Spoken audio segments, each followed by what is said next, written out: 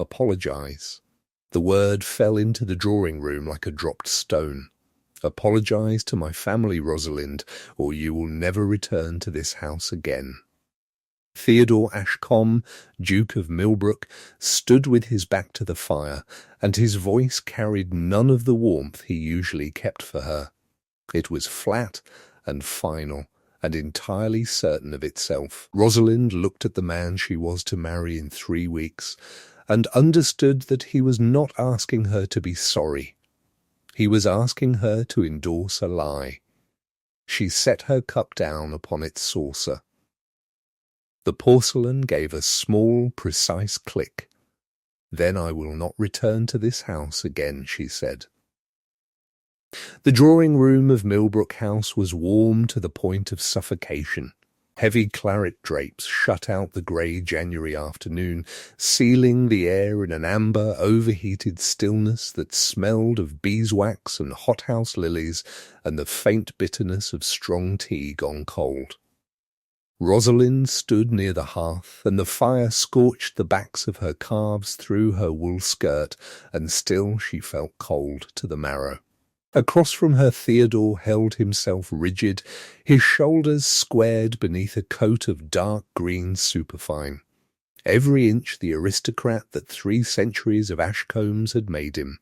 Proud, immovable, and wholly convinced that his own view of a thing was the same as the truth of it. In the window seat, nursing a glass of ratafia with an air of studied fragility, sat his mother, the Dowager Duchess Millicent, and leaning against the far bookcase, examining his own fingernails, was Rupert, Theodore's cousin, who had arranged this entire ruin and now watched it unfold with the ease of a man at the theatre. "You cannot mean it," Theodore said. "You would break our engagement over a misunderstanding." "It is not a misunderstanding." Her voice held steady, though beneath the fold of her hands her fingers had knotted themselves together to hide the tremor. "Rupert took £400 from the Soldiers' Orphans Fund. I found it in the accounts. A transfer dated the 9th of last month, moved into the estate's general ledger and drawn out again in cash within the week. And the week he drew it out is the week his debts at the tables were suddenly, miraculously paid. The dates match to the day, the sums match to the shilling.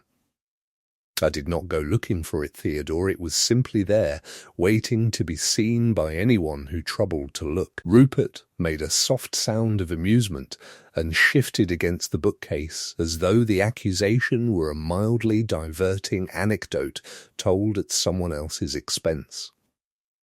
"The girl has always had a head full of numbers and very little sense to govern it. Perhaps she has miscounted. Ladies do, when the sum is inconvenient to them." Rosalind did not look at Rupert. She kept her eyes upon Theodore, because Theodore was the only one in the room who mattered, and she waited for him to turn upon his cousin and demand the plain truth of it. She waited for the unbending honesty she had believed lived at the centre of him, the quality she had fallen in love with across a dozen quiet evenings talking of drainage and tenants and the proper management of a thing one had been given charge over. Instead, Theodore pressed 2 fingers to the bridge of his nose, closed his eyes for a moment, and looked. When he opened them, like a man confronted with a tedious problem he wished would simply resolve itself and leave him in peace. "Rosalind, enough," he said. "Rupert has explained it. The funds were moved temporarily to secure a better rate of return. It was a matter of estate business, nothing more. It was a matter of covering his losses. He stole from orphans. Theodore, from the children of men who died fighting your country's wars, so that he might pay a gambling debt at White's. And you are defending a thief to keep a scandal from touching your name." The Dowager Duchess set her glass down upon the side table hard enough that the crystal rang. I will not sit in my own drawing-room and hear a bankrupt baron's daughter accuse my nephew of a crime. You forget yourself, Miss Crewe. You forget entirely what you are. You are here on sufferance.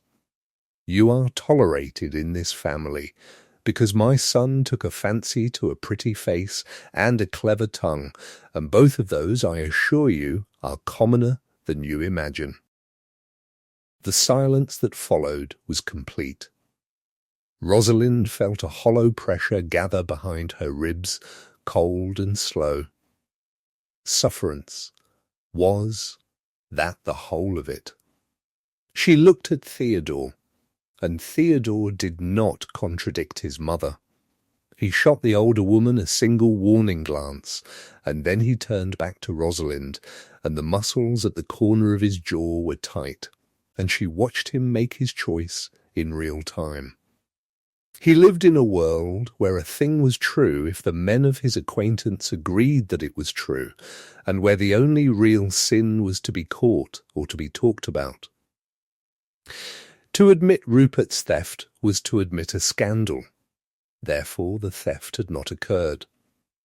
It was very simple, once one understood the arithmetic of pride. You have insulted my mother and slandered my cousin, Theodore said, with the weight of a man used to being obeyed. I will give you one chance to mend it. Apologize now, or never return here. He expected her to yield. She saw it in the small loosening of his shoulders, in the way he tilted his head to receive the surrender he was sure was coming. He knew precisely how she was placed. He knew her father was 2 years dead and had left nothing behind him but debts and a mortgaged manor in Dorset that had passed at once to a distant cousin she had never met.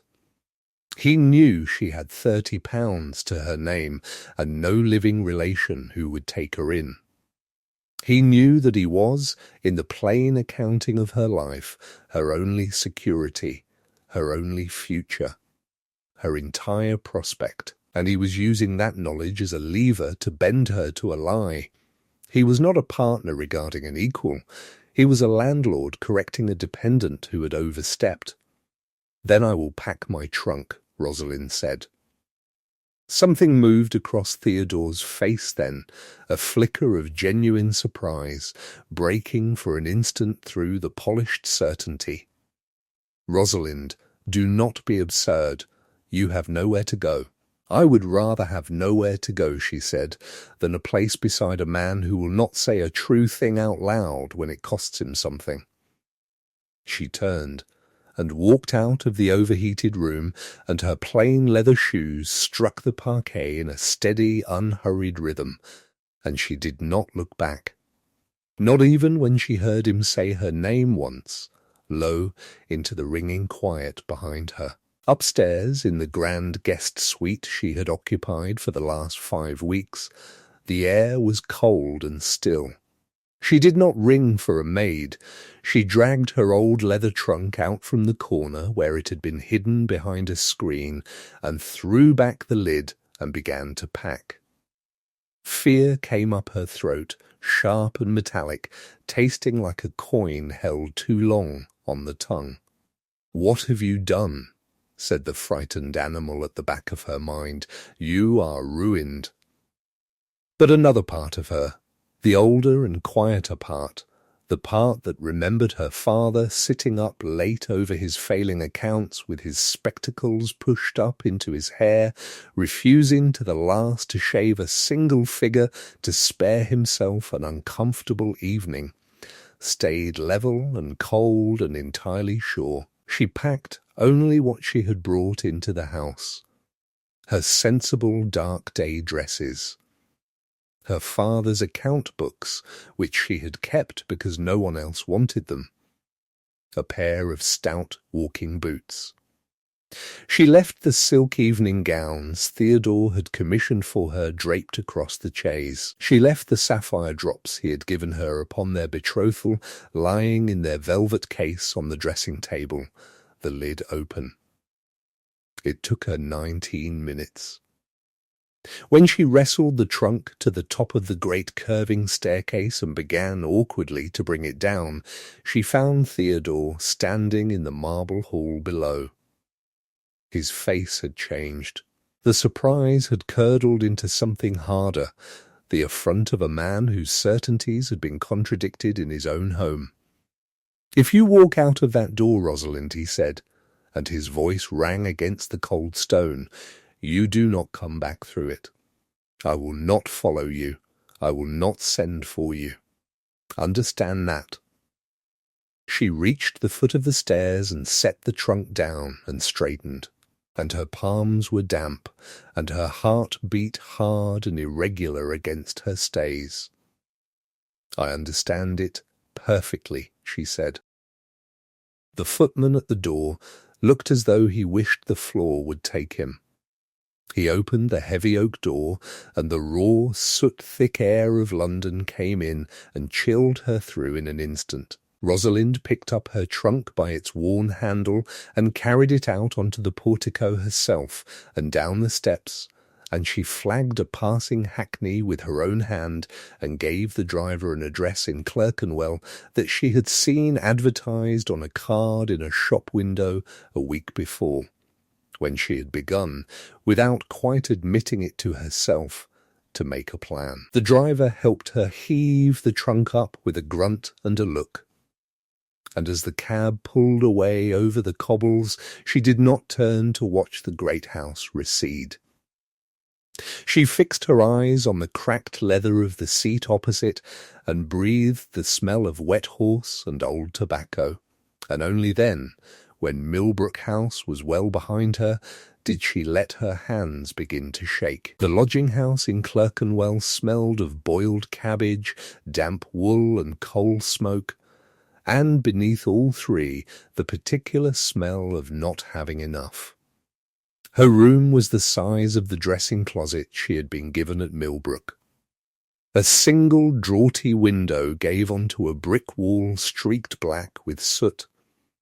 There was a narrow bed with a mattress that sagged in the middle, a small deal table scarred with the rings of other people's cups, one chair, and a grate that would take a fire if she could afford the coal to feed it.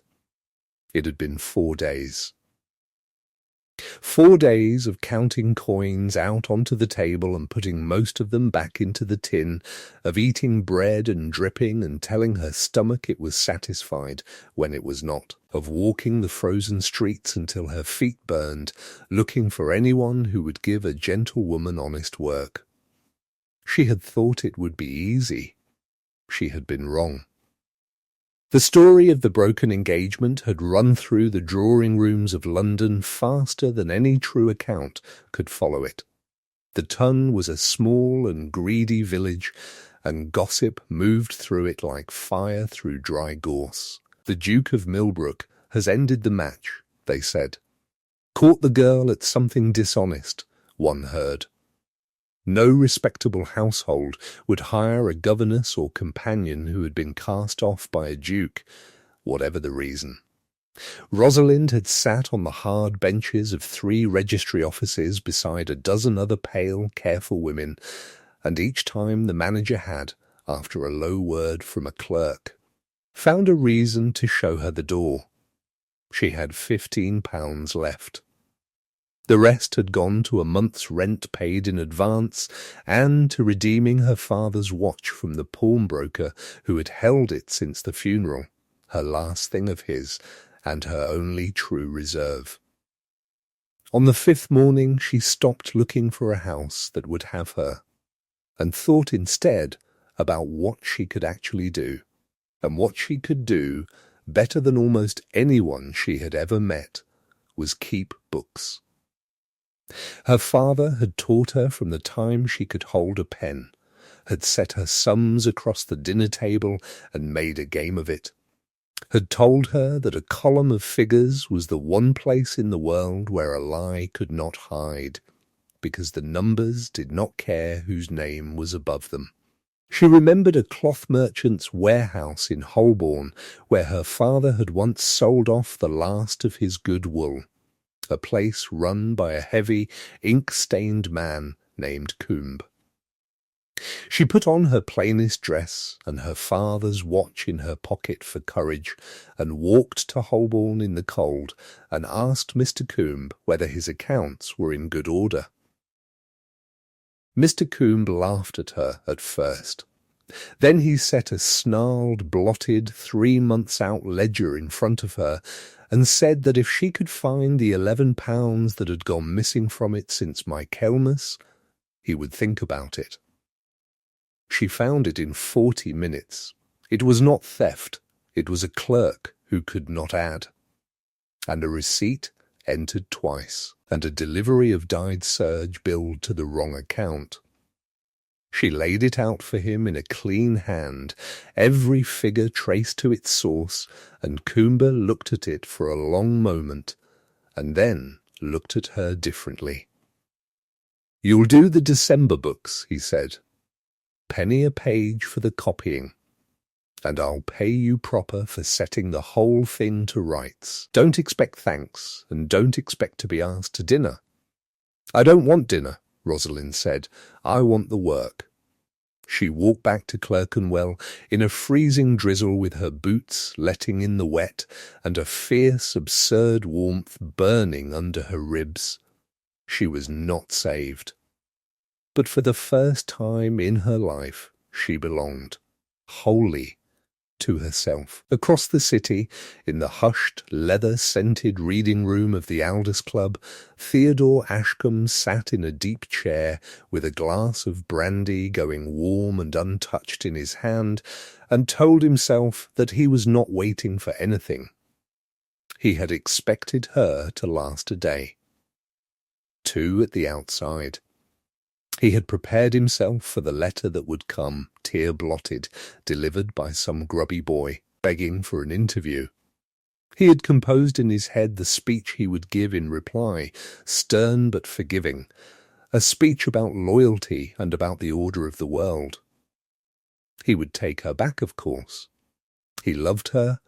A man forgave the woman he loved a great deal, provided she understood afterward exactly where the boundaries of that forgiveness lay. But 4 days had gone, and there had been no letter, and the silence of it had begun to work on him like a stone in a shoe.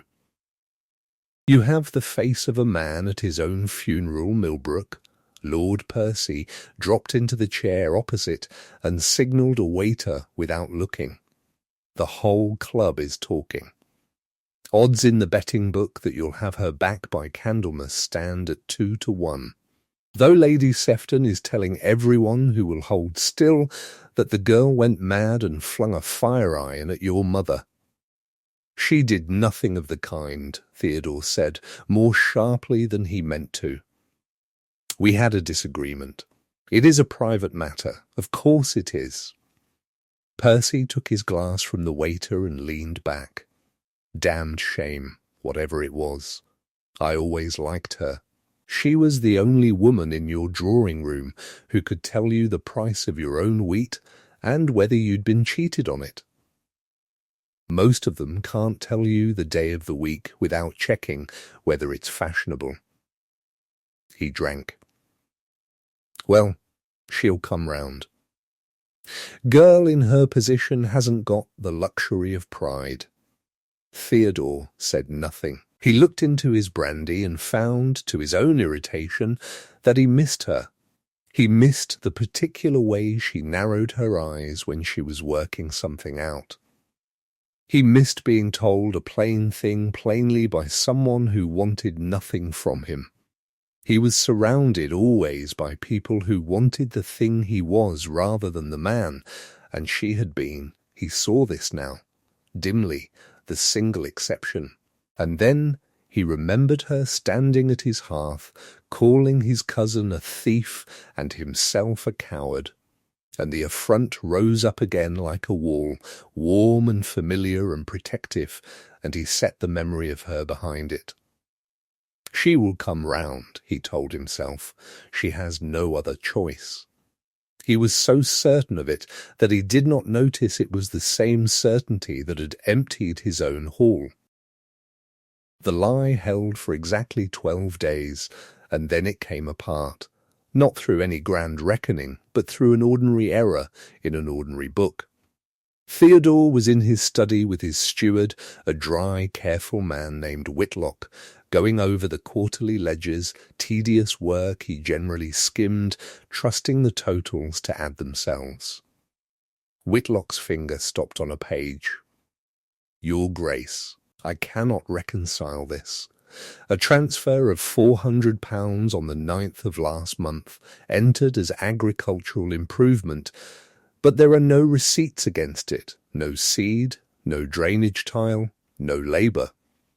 And the hand is not mine." Theodore leaned over his shoulder. The hand was Rupert's. A cold weight dropped through him and settled somewhere below the stomach. He opened the locked drawer of his desk and retrieved the ledger for the Soldiers' Orphans Fund, the book Rosalind had once asked to see weeks before, when he had thought her curiosity a charming eccentricity. He laid the two ledgers side by side on the green leather of the desk. The date. The sum. A withdrawal from the charity masked as an internal transfer, deposited into the General Estate Fund, and immediately withdrawn again in cash. Leonard stared at the black ink until it blurred. He stole from orphans, Theodore, and you are defending a thief. Her voice echoed in his memory, clear and steady over the ticking of the clock, and he found he could not breathe quite properly. He closed the ledgers. The sound of the heavy leather covers snapping shut made Whitlock jump. "Leave me, Whitlock," Theodore said, his voice dangerously quiet. When the steward had scrambled from the room, Theodore sat in the silence of his study and felt physically ill. The pride that had kept him warm for 2 weeks suddenly felt like a disease. He had looked at the woman he claimed to love, a woman of unyielding integrity, and called her a liar to protect a cousin who was little more than a parasite. He hadn't just failed her. He had failed his own sense of honour. He didn't ring for a footman. He walked out of the study, took the stairs 2 at a time, and threw open the door to the billiard room. Rupert was there, chalking a cue stick, a glass of claret resting on the edge of the green baize table. He looked up, a lazy smile on his face. "Millbrook, fancy a game?" Theodore crossed the room in 3 strides. He didn't speak. He grabbed Rupert by the lapels of his velvet coat and slammed him back against the oak panelling. The cue stick clattered to the floor. The claret spilled, a dark red stain soaking into the carpet. "Hey, what the devil?" Rupert gasped, his eyes wide with panic. £400, Theodore said, his voice a low, vicious snarl. "You stole it from the charity. You used the estate accounts to launder it, and you let me banish the only decent thing in this house to cover your tracks." Rupert tried to pry Theodore's arm away, his face turning red. "Theodore, please," I could explain. "The creditors, they were threatening to break my legs. I don't care if they threaten to throw you in the Thames," Theodore whispered. He released Rupert, stepping back as if touching him was contaminating. "You have until tomorrow morning to pack your things. You are leaving London. You will go to the estate in the north, and you will stay there until you have worked off every penny you stole. If I see your face in town before then, I will hand the ledgers to the magistrate myself." Rupert rubbed his throat, looking terrified. "Theodore, you can't. The scandal." "Damn the scandal," Theodore said. He turned on his heel and strode out of the room. He had to find her. It took 3 hours and a heavy bribe to the carriage driver who had taken her away to track down the address. When Theodore's sleek black carriage, bearing the ducal crest, rolled into the narrow, filthy street in Clerkenwell, it looked like an alien spaceship landing in a slum. Theodore stepped out into the freezing mud. The smell of the street hit him. Rotting vegetables, coal smoke, open gutters. His chest constricted. She has been living here because of me. He approached the dilapidated boarding house. Before he could knock, he saw her. Rosalind was walking down the street carrying a heavy basket of coal. She wore a plain, faded grey wool dress and a knitted shawl. Her face was pale, her nose red from the cold, but her posture was as straight as ever. She was talking to a young, raggedly dressed boy walking beside her, a small smile playing on her lips. She looked tired. She looked thin. She looked, he thought, with a pain that surprised him, entirely herself, in a way she had never quite been in his drawing room. "Rosalind," he said. She stopped. The small smile went out. She looked at him, and at the gleaming carriage behind him, and at his spotless greatcoat and polished boots, and she took the whole of it in with a calm, distant attention, the way one might regard a stranger asking for directions. She shifted the coal basket to her other hip. "Your Grace," she said, her voice perfectly polite. The formality felt like a knife slipping between his ribs. "I know everything," he said, the desperation bleeding into his voice. "I found the ledgers." Rupert confessed. "You were right about all of it." He stepped closer, reaching out to take the basket from her. "I am glad you found the truth," she said simply. "I have come to take you home," he said. "My mother will apologize. I will apologize, publicly if you wish. We will be married by the end of the month. I will make this right." Cordelia Rosalind looked at him. The grey sky reflected in her eyes, making them look vast and cold. "You misunderstand, Theodore," she said gently. "I did not leave because you made a mistake.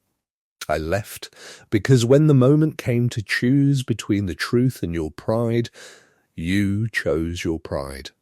And when you realized I would not bend to it, you used my poverty as a weapon against me."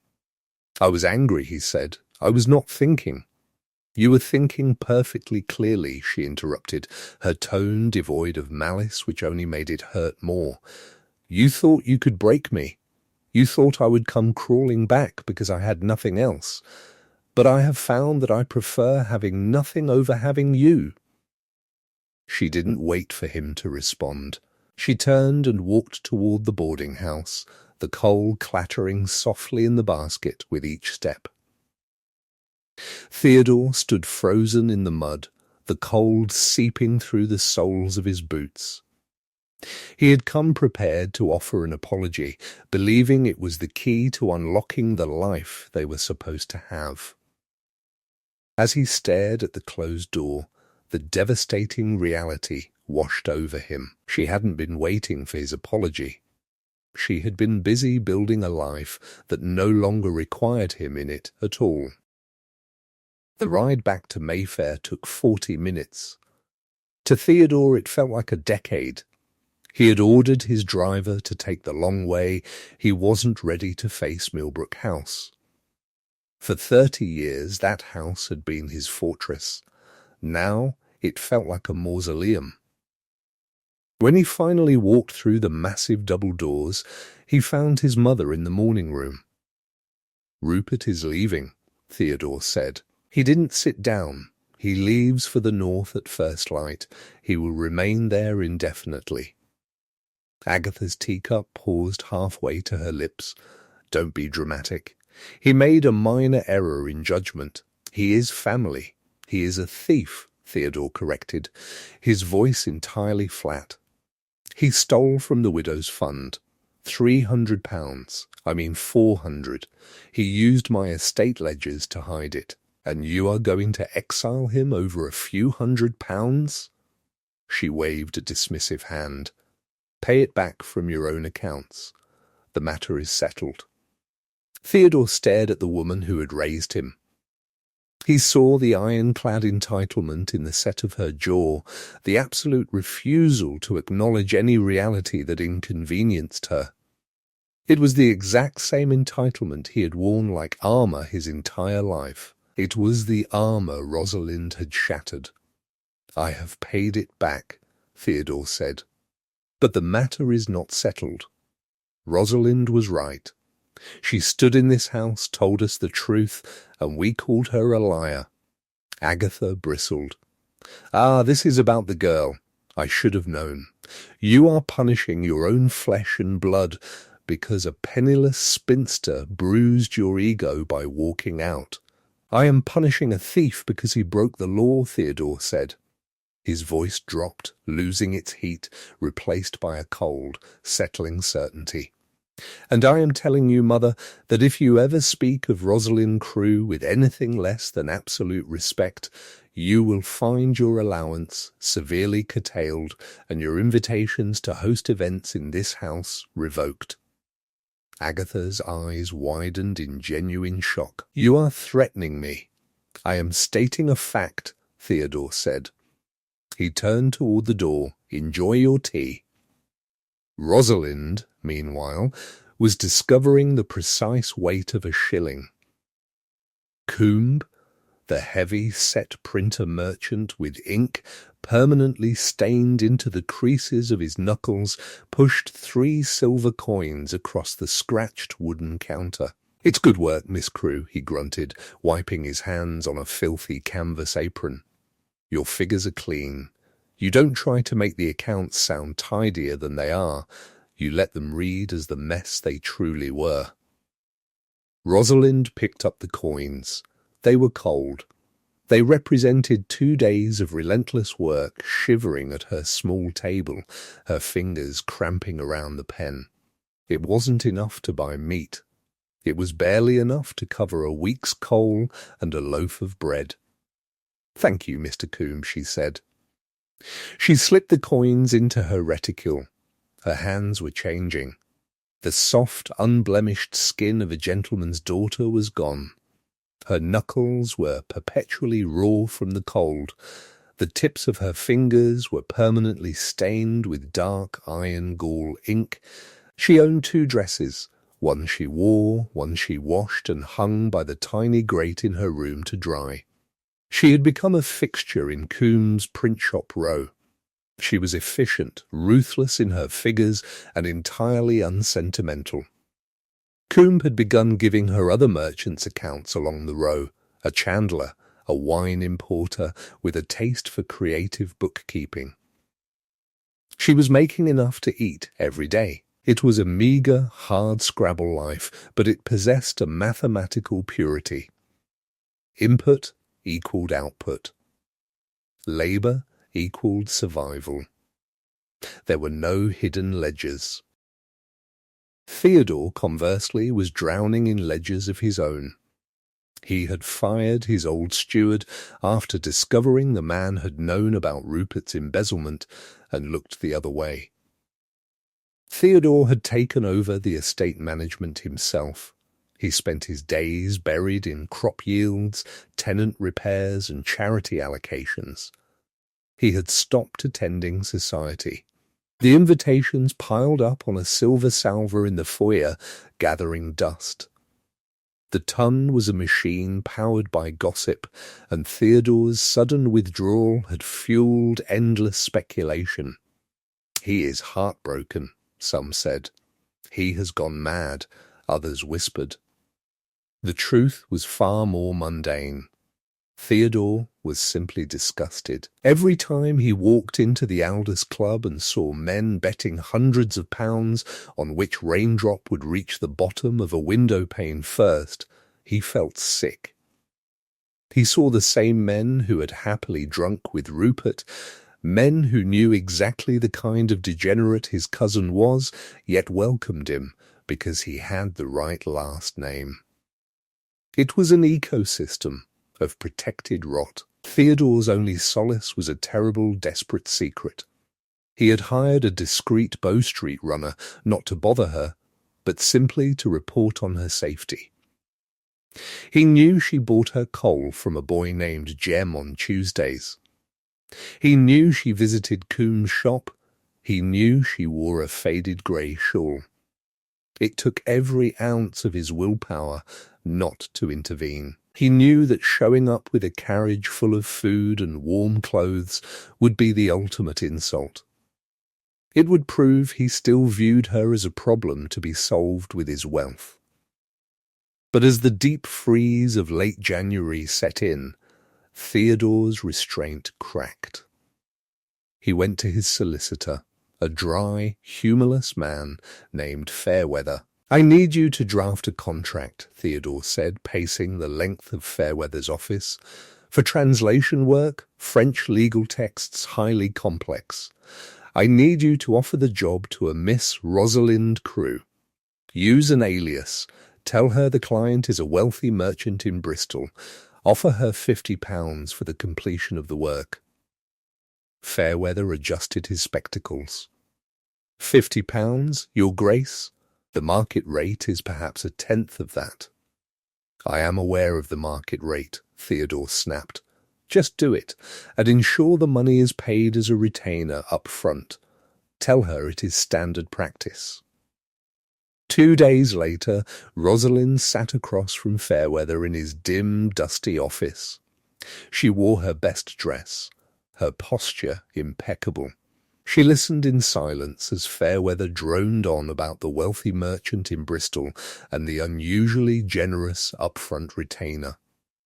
He pushed a heavy leather pouch across the desk. It clinked heavily. £50 in gold. It was enough to rent a decent flat, buy fresh meat, purchase a new winter coat, and live comfortably for a year. Cordelia looked at the pouch. Then she looked at the contract Fairweather had slid across the desk for her signature. She read the fine print. She recognized the thick cream-colored vellum.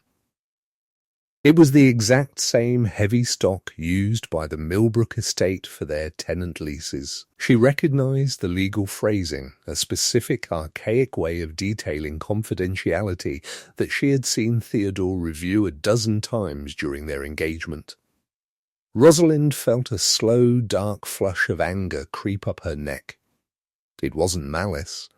It was worse than malice. It was pity. It was Theodore sitting in his velvet-lined study, deciding he could not bear the thought of her suffering, and using his bottomless wealth to secretly orchestrate her salvation. He was still trying to manage her. He was still trying to be the Lord providing for his dependent. Rosalind stood up. She did not touch the gold. "Mr. Fairweather," she said. Her voice was ice. "Yes, Miss Crewe." "Have you a question regarding the terms? I have a message for your client in Bristol." She picked up the cream-coloured contract and tore it precisely in half, then in quarters. She let the pieces flutter onto the leather pouch. "Tell the Duke of Millbrook that my integrity was not for sale when I lived in his house, and my pride is not for sale now. Tell him that if he wishes to assuage his guilt, he should donate this £50 to the orphans' fund his family so casually looted." Fairweather's mouth opened, but no sound came out. Rosalind turned and walked out of the office back onto the freezing sleet. Her stomach growled fiercely. She stopped in the shadow of an alleyway, leaned against the damp brick wall, and pressed the heels of her hands against her eyes. She allowed herself exactly one ragged, trembling exhale. Then she dropped her hands, squared her shoulders, and walked back to Coombs' shop. She had work to do. Theodore sat in his study, staring at the torn pieces of vellum on his desk. Fairweather had delivered them an hour ago, his face pale with embarrassment. Theodore touched the jagged edge of the torn paper. He didn't feel angry. He felt entirely, thoroughly exposed. He had thought he was being noble. He had thought he was protecting her. But Rosalind's brutal rejection stripped away the self-deception. He wasn't trying to help her. He was trying to alleviate his own discomfort at knowing she was cold. She didn't need his money. She needed the one thing he had categorically refused to give her when it mattered: respect. Theodore stood up. He walked to the safe hidden behind a mahogany panel in the wall. He opened it, retrieved a thick stack of banknotes, and shoved them into his coat pocket. He didn't order the carriage. He walked from Mayfair to the city, ignoring the stares of pedestrians surprised to see a duke walking alone in a biting drizzle. He found the office of the Soldiers' Orphans Relief Fund. It was a cramped room run by a tired-looking clerk. Theodore walked in, placed £400 on the counter, the exact amount Rupert had stolen, and added the £50 he had tried to give Rosalind. Anonymous donation, he told the stunned clerk. Ensure it is logged today. But paying the debt secretly wasn't enough anymore. That evening, Theodore went to the Aldous Club. The club was packed. The air was thick with cigar smoke and the low murmur of aristocratic gossip. When Theodore walked into the main parlour, the room grew noticeably quieter. Lord Percy was sitting at a card table near the fire. He looked up, a cautious smile on his face. "Millbrook, good to see you joining the living. Come, take a seat." Theodore did not sit. "I have been absent," Theodore said. He didn't raise his voice, but the natural commanding timbre of it carried across the quiet room. "I have been settling estate matters, specifically a matter of theft." The silence in the room deepened. "Several months ago, my cousin Rupert embezzled £400 from the Soldiers' Orphans Fund," Theodore continued, looking directly at Percy, but speaking to the entire room.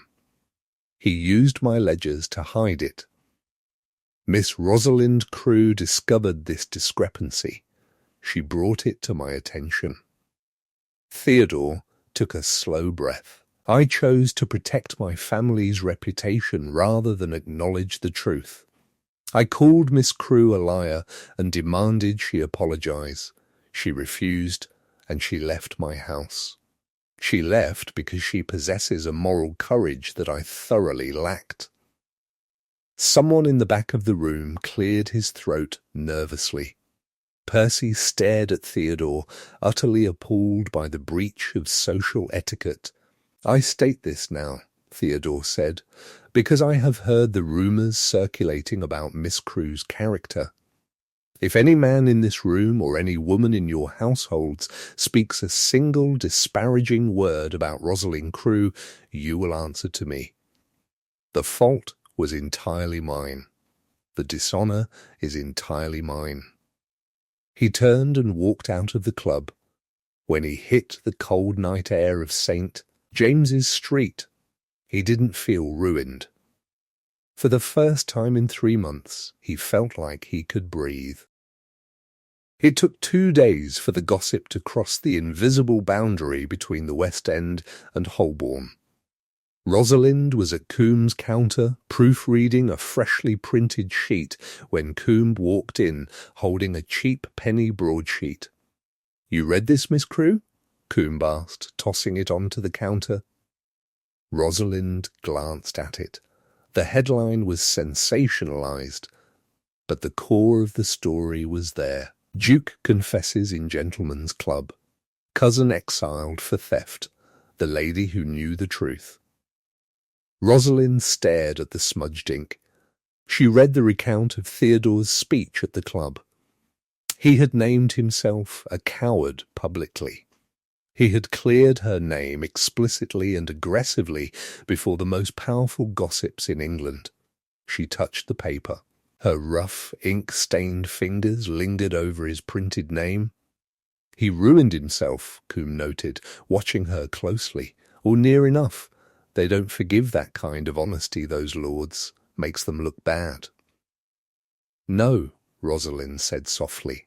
They don't. She felt a strange tightness in her chest. It wasn't the triumphant vindication she might have expected. It was a heavy, aching realization. Theodore had finally done what she had asked of him in the drawing room that day. He had chosen the truth over his pride. It had just taken him losing her to do it. The next afternoon, Rosalind was walking down Fleet Street, a heavy satchel of completed translations slung over her shoulder, when the sleet turned into a steady, freezing rain. She ducked under the awning of a coffee house. As she stood there, shaking the water from her woolen shawl, she looked up. Standing under the same awning, holding a soaked leather briefcase, was Theodore. He wasn't wearing his ducal finery. He wore a plain, dark wool topcoat, damp at the shoulders. He looked older. The arrogant smoothness of his face had been replaced by a quiet, grounded exhaustion. He saw her. He froze. The roaring noise of Fleet Street seemed to recede, leaving only the sound of the rain drumming against the canvas awning above them. Rosalind didn't run. She didn't glare. She stood her ground, clutching her satchel. Theodore didn't step forward. "I didn't follow you," Theodore said. His voice was hoarse. "I was meeting with a printer regarding an estate dispute. I swear it."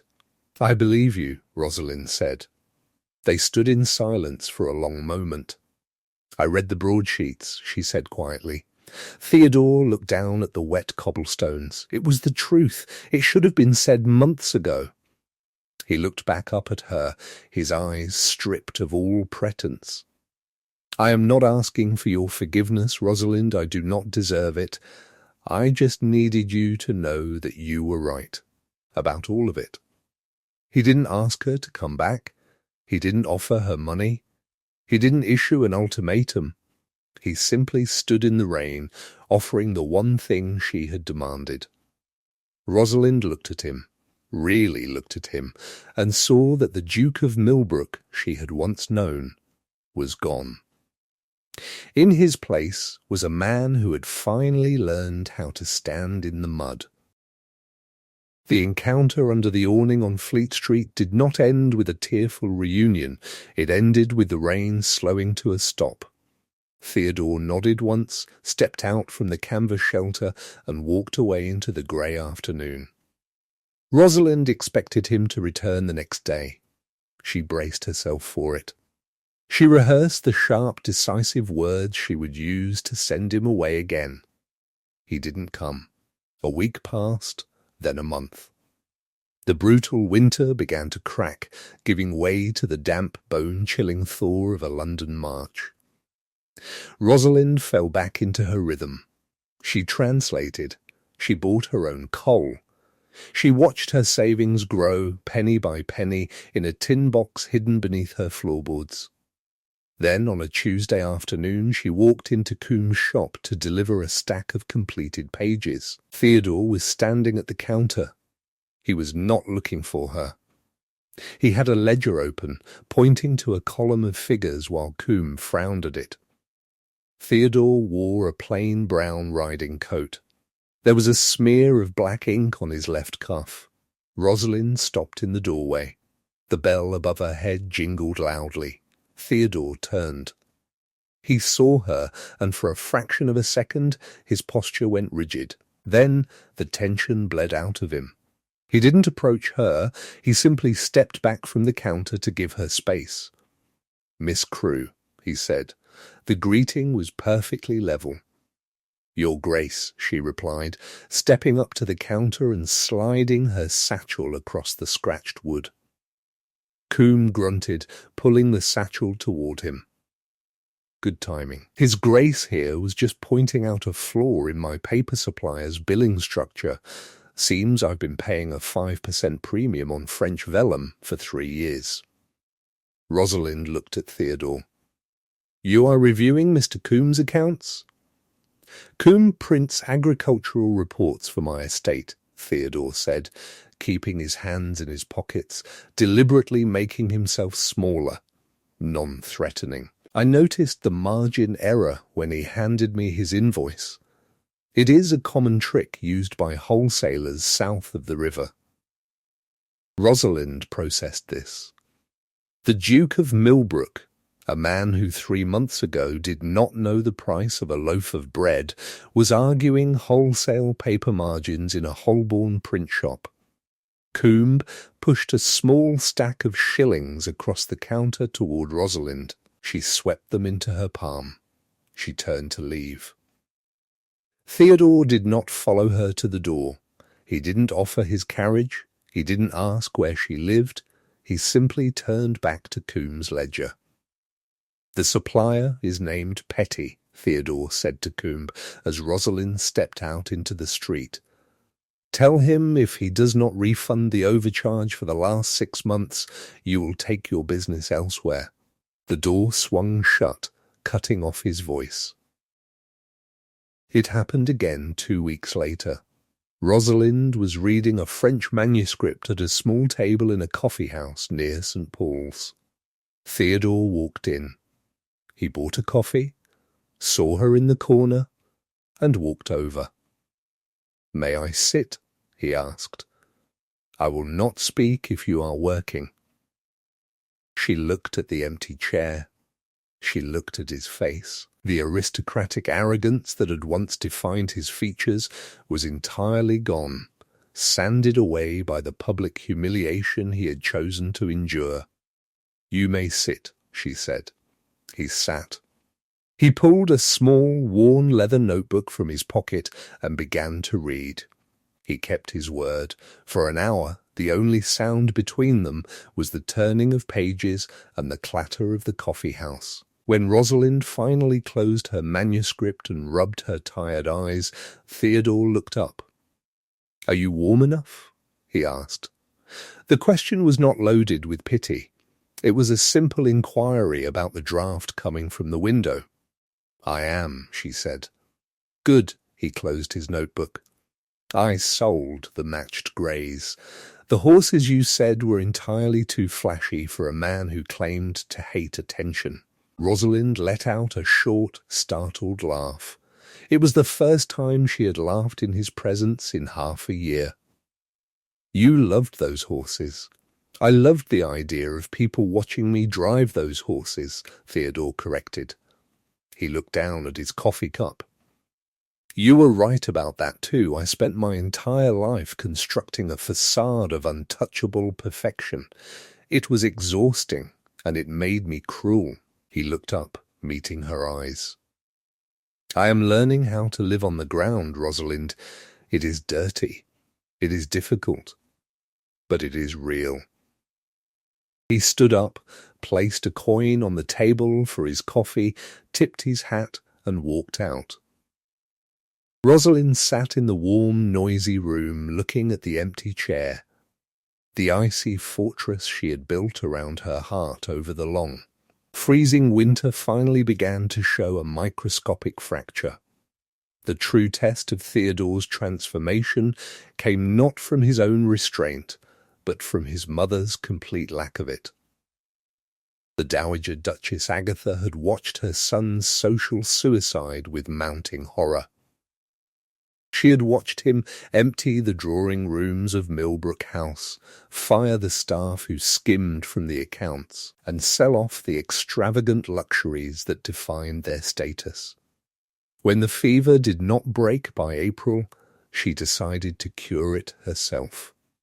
Rosalind was walking back to her boarding house in Clerkenwell at dusk. As she turned onto her narrow street, a massive, gleaming black carriage blocked the road. The Millbrook crest was emblazoned on the door in gold leaf. The 2 matched footmen in livery looked utterly absurd standing in the gutter of the slum. The carriage door opened. Agatha stepped out. She wore a gown of dark plum silk and a heavy fur mantle. She looked at the peeling paint of the boarding house and finally at Rosalind. Her upper lip curled in profound disgust. "You are looking pale, Miss Crewe," Agatha said. And thinner. Poverty does not suit you. Rosalind stopped 10 feet away. She didn't curtsy. She simply looked at the woman who had once terrified her. Now, standing in her sturdy boots with shillings she had earned in her pocket, Agatha just looked like an old woman wearing too much velvet. "Duchess?" Rosalind said evenly. "Are you lost?" "The opera house is several miles west." Agatha's eyes narrowed.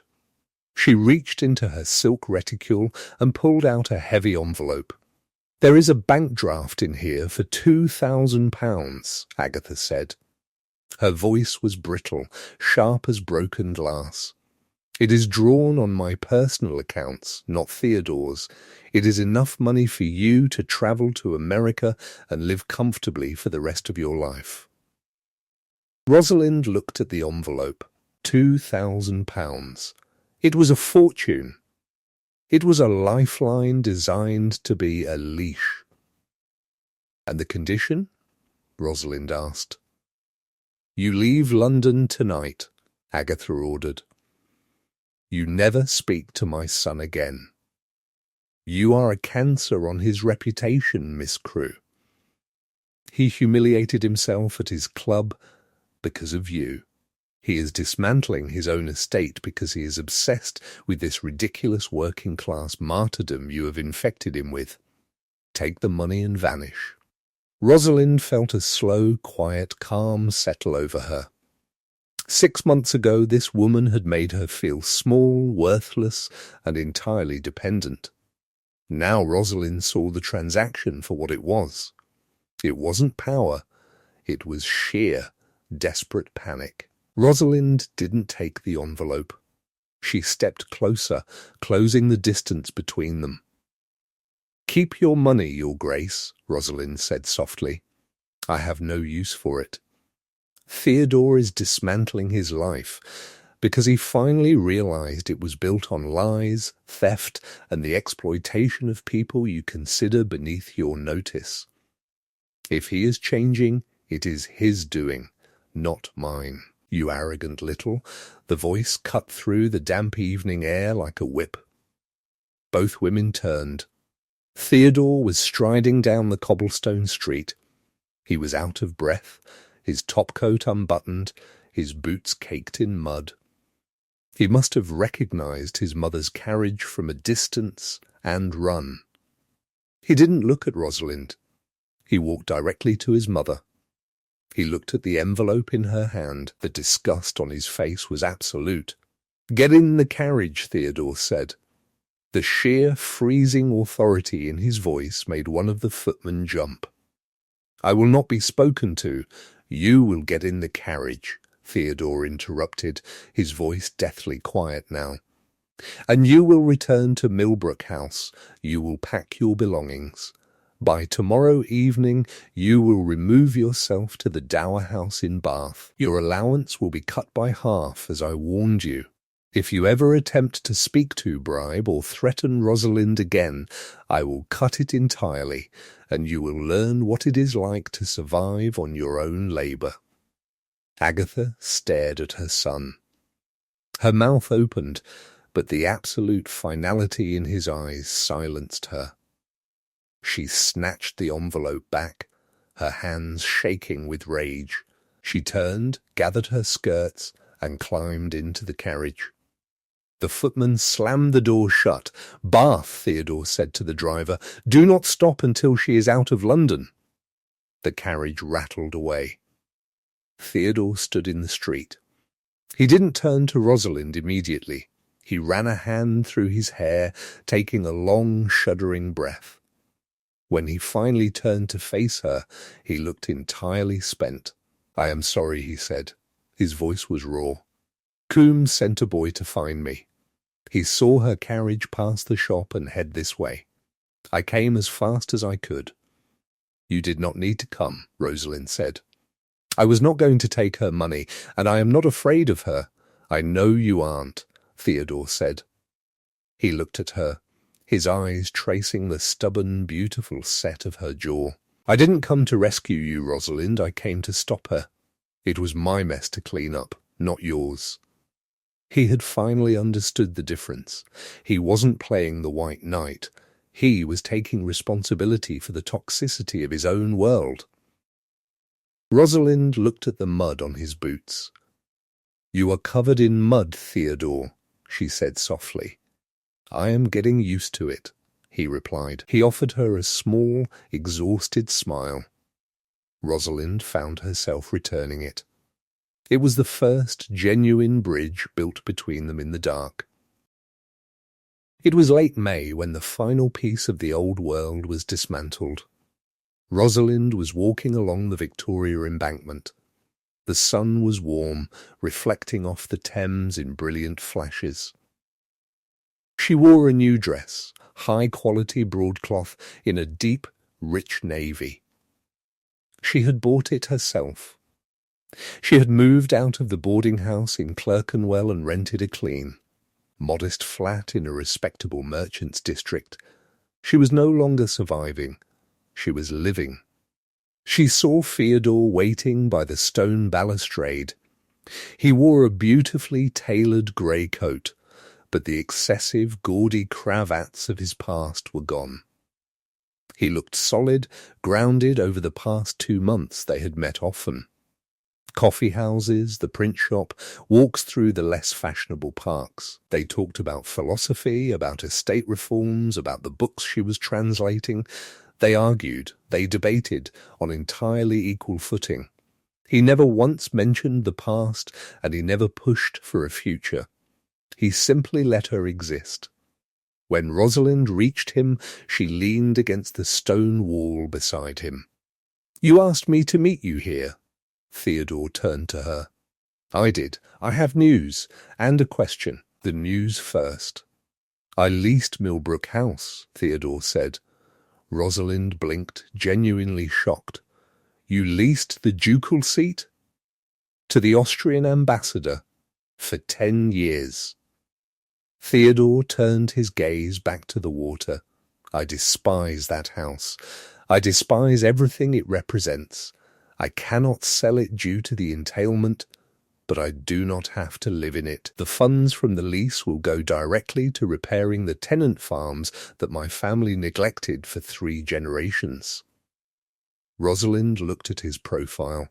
The sheer scale of what he had done was staggering. "Where will you live?" she asked. "I bought a house in Kensington," Theodore said. "It is not a palace, it is a home. It has a large garden. It has a library with excellent light." He paused. He turned to face her entirely. "It is entirely empty." Rosalind felt a sudden, profound stillness settle over the world. Theodore reached into the breast pocket of his coat. He did not pull out a ring. He pulled out a folded piece of thick cream-coloured paper. "The last time I had a contract drafted for you, you tore it into pieces," Theodore said, his voice entirely steady, though she could see the faint tremor in his hands. "I am hoping this one meets a better fate." He offered her the paper. Rosalind took it. She unfolded it. It was a marriage settlement. But it was entirely unlike any document drawn up by the aristocracy. It explicitly guaranteed Rosalind her own independent income, funded from a private account that Theodore could not touch. It stated that she retained the right to continue her translation work if she chose. It stripped away the archaic clauses of obedience and submission, replacing them with terms of joint estate management. It was a legal acknowledgement of her autonomy. It was proof that he had listened to every single word she had said over the last 6 months. "I am not asking you to return to the life you walked away from, Rosalind," Theodore said. His grey eyes were locked onto hers, stripped bare, offering nothing but the absolute truth. "I destroyed that life. I am asking if you will build a new one with me, on your terms, as my equal." Rosalind looked at the contract in her hands. She thought of the freezing room in Clerkenwell. She thought of the blistering heat of the drawing room where he had ordered her to apologize. She thought of the man standing before her now, a man who had walked through the fire of public ruin just to prove he could stand beside her in the mud. She didn't need the money. She didn't need his title. She was whole and complete on her own, which meant for the first time she was entirely free to choose him. Rosalind folded the contract carefully and slipped it into her reticule. She looked up at Theodore. The anxiety in his eyes was acute, warring with a desperate quiet hope. Kensington, Rosalind mused, her voice soft but entirely clear. I hear the light there is excellent for reading. Theodore exhaled. It was a long, shaky breath, as if he had been holding it for half a year. The guarded, exhausted lines of his face broke, transforming into a smile so bright and genuine it made her breath catch. He didn't grab her. He reached out and gently took her bare, ink-stained hand in his. He smoothed his thumb over her calluses, honoring the rough skin that had kept her alive. It is, Theodore said softly, and the library has a desk waiting for you. Rosalind stepped closer, closing the final inch between them. She let her fingers curl around his. The Thames flowed on beside them, vast and indifferent, as they stood together in the sun, holding the quiet, unbreakable weight of the truth. Pride is a comfortable fortress, but it is ultimately a prison. Rosalind and Theodore's journey wasn't about a wealthy duke saving a destitute woman. It was about a woman whose unyielding integrity forced a powerful man to dismantle his own toxic privilege. She chose the brutal, freezing truth of the streets over a gilded lie, and in doing so taught him how to become a man worthy of her. Love without respect is just a transaction.